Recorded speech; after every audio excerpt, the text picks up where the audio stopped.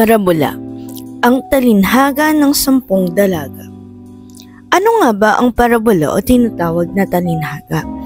Ang parabola ay isang maikling salaysay na nagtuturo ng kinikilalang pamantayang moral. Kadalas ay tinatawag din na talinhaga.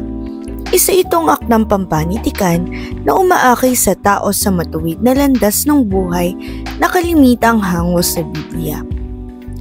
Sa kasaysayan ng Kristyanismo, sa maraming pagkakataon ay ginamit na Jesus ang mga parabola sa kanyang pangangaral sa mga taong kadalasan ay nakikinig sa kanya.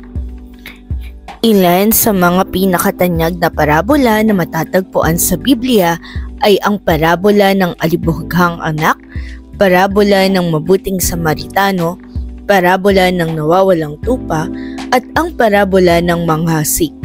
Sa kasalukuyan ay mayroon na ring mga parabolang hindi makikita sa Biblia katulad ng mga naisulat ng yumaong Senador Juan Fabier. Sa mga sinaunang parabola, mababakas sa banghay nito ang mga kaugaliang sumasalamin sa kultura at tradisyon ng bansang pinagmulan ng akda sa pamamagitan ng paglalahad ng mga pangyayari sa banghay maging sa iba pang elemento nito tulad ng tauhan at tagpuan. Ngayon ay atin ang pakinggan ang talinhaga ng 10 dalaga. Ang kaharian ng langit ay may tutulad dito. May 10 dalagang lumabas upang sumalubong sa lalaking ikakasal. Bawat isa ay may dalang ilawan. Ang 5 sa kanila ay hangal at ang 5 na may matatalino.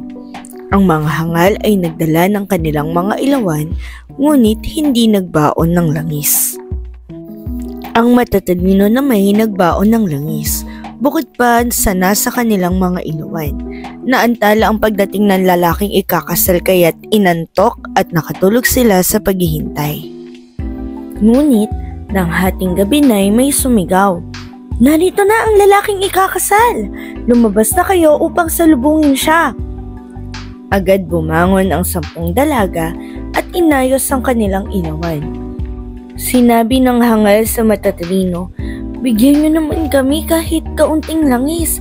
Aandap-andap na ang aming mga ilawan. Baka hindi ito magkasya sa ating lahat. Mabuti pa ay pumunta muna kayo sa tindahan at bumili ng para sa inyo."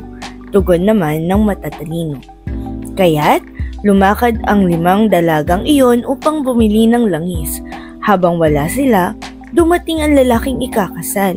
Ang 5 nakahanda ay kasama niyang pumasok sa kasalan at isinara ang pinto. Pagkatapos, dumating naman ang iba pang dalaga. Panginoon, papasukin po ninyo kami!" Pakiusap nila. Ngunit, tumugon siya, "Sino ba kayo? Hindi ko kayo kilala."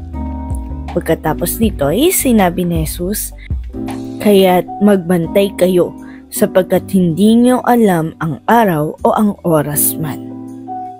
Iyan ang talinhaga ng 10 dalaga. Gayahin natin ang 5 matatalino na laging handa at nakabantay sa lahat ng pagkakataon sapagkat hindi natin alam kung kailan nga ba ang takdang oras na ibinigay sa atin ng Diyos.